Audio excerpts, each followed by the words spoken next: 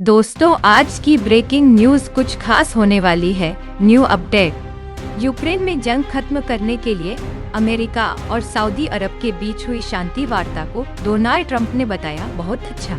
Ukraine और रूस के बीच जारी जंग को खत्म करने के लिए अमेरिका और सऊदी अरब के बीच हाल ही में शांति वार्ता हुई। इस वार्ता को लेकर अमेरिका के पूर्व राष्ट्रपति डोनाल्ड ट्रंप ने अपनी प्रतिक्रिया दी है। उन्होंने इस वार्ता को बेहद सकारात्मक बताते हुए कहा कि यह एक अच्छी पहल है। उम्मीद जताई कि इस बातचीत से युद्ध समाप्ति की दिशा में आगे बढ़ने का रास्ता खुलेगा।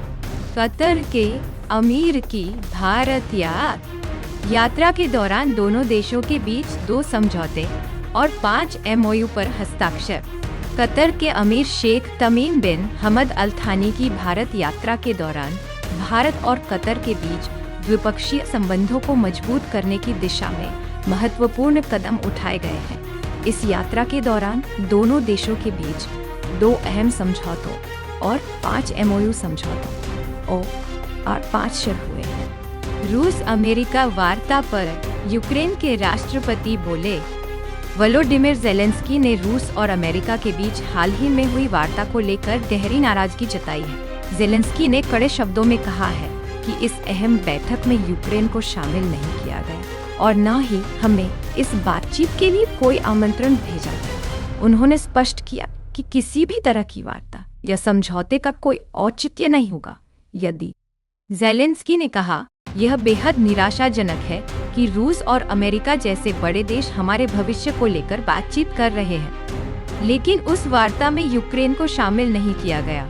हमारे देश की संप्रभुता और सुरक्षा से जुड़ा कोई भी निर्णय हमारी भागीदारी के बिना संभव नहीं है। उन्होंने आगे कहा कि युद्ध विराम हो या शांति वार्ता, हर मामले में यूक्रेन की सहमति और उपस्थिति अनिवार्य है।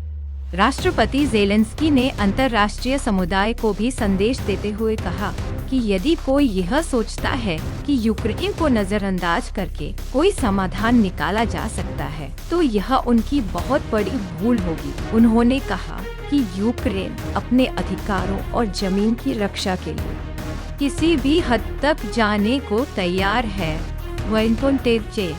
ज़ेलेंस्की ने जोर देकर कहा कि रूस के साथ किसी भी समझौते से पहले यूक्रेन के हितों को सर्वोपरि रखा जाना चाहिए। उन्होंने कहा, हम अपनी आज़ादी और क्षेत्रीय अखंडता से कोई समझौता नहीं करेंगे। कोई भी वार्ता हमारे बिना नहीं हो सकती। यूक्रेन के राष्ट्रपति ने यह भी संकेत दिया कि यदि भविष्य में भी इसी तरह की वार्ताएं होती रहें और यूक्रेन को नजरअंदाज किया गया।